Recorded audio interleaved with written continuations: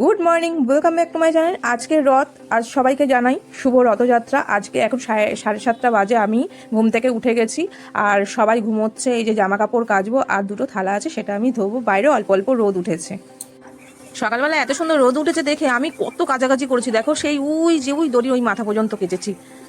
স্নান করে যেই না বসেছি অমনি আবার ঝমঝম করে বৃষ্টি চলে এসেছে। আর কি জোরে জোরে বৃষ্টি হচ্ছে দেখো, কত জোরে জোরে বৃষ্টি হচ্ছে। জামা কাপড় কেচেও শান্তি নেই, কোথায় মেলবো এই এত কিছু। সকালবেলা স্নান করে পুজো করে আর এই যে রথ সাজিয়ে, রথে ফুল মালা দিয়ে ধূপকাঠি দেখিয়ে সমস্ত পুজো পাজা করে নিয়েছি। আর এই রথটা কিন্তু হাতে বানানো, ওর দাদু হাতে বানিয়ে দিয়েছে, নিজের হাতে আর কি।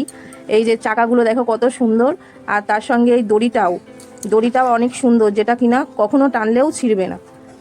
আর এখানে যে ঘোড়াটা রয়েছে সেই ঘোড়াটাও কিন্তু হাতে বানানো, পুরো রথটাই হাতে পুরো তৈরি করা। আর এই যে মেয়ে এদিকে পড়াশোনা করছে। যাচ্ছি ঠাকুর পুজো দিতে। আমাদের এখানে জগন্নাথ দেবের মন্দির আছে, তো সেখানে পুজো দিতেই যাচ্ছি আর ভোগ প্রসাদ খেতে যাচ্ছি।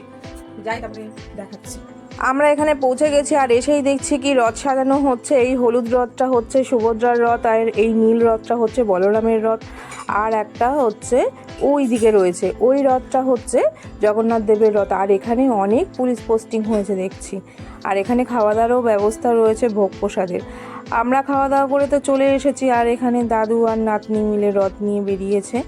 মেয়ে রথ ট্রেনে বাড়ি আসার পর তারপরে আবার সেজেগুজে নিয়েছিলাম গোড়াবাজারে বড় রথ টানবো বলে। তাই এই যে চলে এসেছি গোড়াবাজারে বড় রথ টানার জন্য। আর এখানে এসে দেখছি এত ভিড়। দেখো প্রসাদ বিতরণ করা হচ্ছে, মানে বাতাসা যে যা দিচ্ছে আর কি, সেটাই আর কি বিতরণ করা হচ্ছে। এই যে রথ চলে গেল।